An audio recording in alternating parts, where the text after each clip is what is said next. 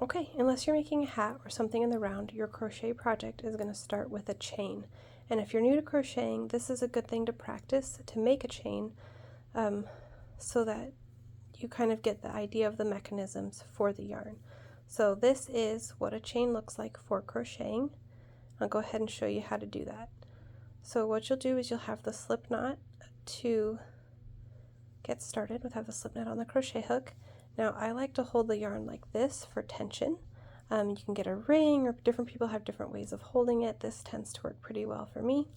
Your left hand is going to be what holds the yarn, holds the project in place, holds the bottom here, and your right hand is going to be what you do the work with.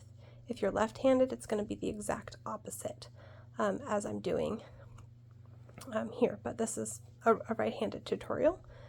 So you have the slip knot on here, have that end piece a little tight but loose enough that it can move around very easily.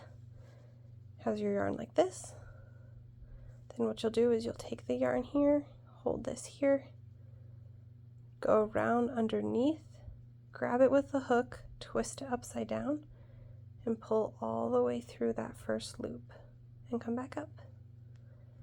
So have your yarn up top here, have your needle, your hook on the loop there, go around and underneath, hook it, switch upside down, pull through, back up, underneath, pull, back up. Just do that a couple more times. And this is a really good thing to practice with, just making a long chain like this, because unless you're making like something a circular or in the round or a hat, this is how you're going to get started.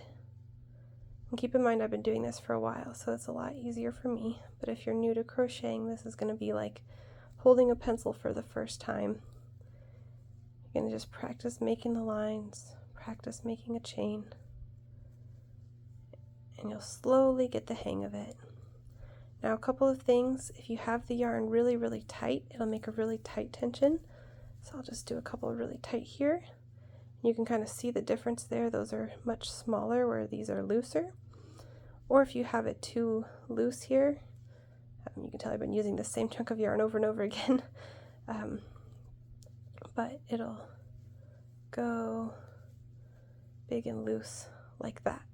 So you can see kind of the differences of the tension of the chain. This depends on how big your hook is, how thick the yarn is, and whatnot.